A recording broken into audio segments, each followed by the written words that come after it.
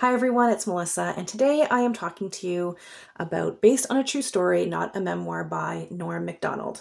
This is a book for fans of Norm MacDonald.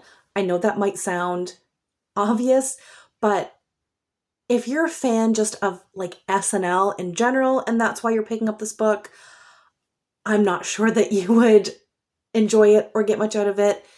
This is specifically for fans of Norm MacDonald. Non-fans of his work and his humor are going to get nothing out of this book at all. This is, as you might be able to tell from the title, a fake memoir. There are certain parts of this book that are very obviously surreal, outrageous things that never happened. But if you know enough about Norm MacDonald, if you've seen him on some talk shows and heard him on some podcasts, then you know that there are quite a few things in the book that have at least a basis in reality. Just as an example, in the book, Norm has this gambling problem. He's racked up like $1 million, $2 million of debt, and he and a friend go on this big trip to try to win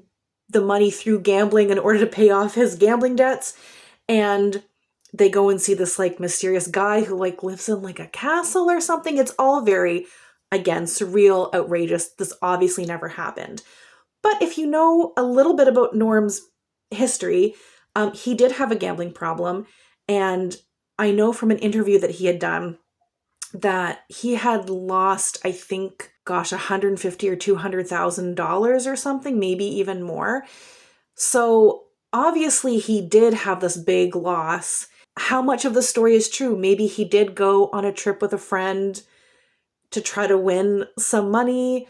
Maybe that part's invented. And this is basically the entire book. There are kernels of truth sprinkled throughout the book, but it's unclear what's true and what's not. There are some things that are very obviously not true, but it just kind of begs the question of what's reality and what's Norm just having fun. It's very reminiscent of when Norm was on talk shows and would be sharing these anecdotes that were quite obviously fabricated, that they were just elaborate jokes, that he never really gave very much of himself, and everything was just for the sake of a laugh.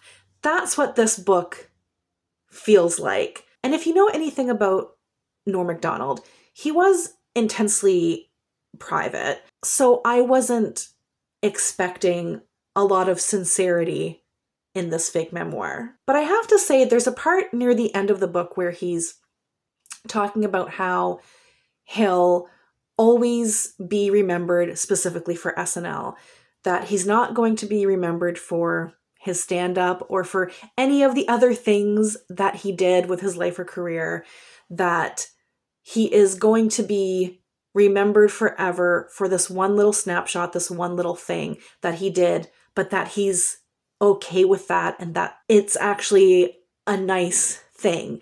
And that sentiment was surrounded by jokes, but that part actually felt very genuine. I think if you're going to read this book, you have to be reading it kind of with his voice and delivery and cadence in your head.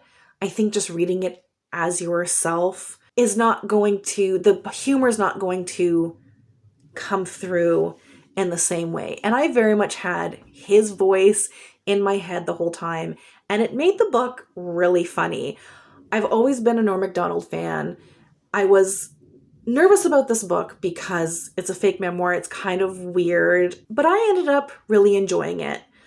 The one thing I would say is that I don't know if this kind of fake memoir, this fake life, I don't know if that kind of format was really able to be sustained over the length of the book, even though it wasn't that long. But I still enjoyed it, so I'm not complaining. I would recommend it for Norm MacDonald fans, but like I said, if you're just a comedy fan or an SNL fan or something, I don't know that you'll get much out of this book. But if you loved Norm, I would definitely give it a try. If you've read this book, I would love to know your thoughts in the comments down below, or if you have any recommendations for like fake nonfiction books, then I would love to hear those too. As always, thank you so much for watching, and we'll chat soon. Take care. Bye.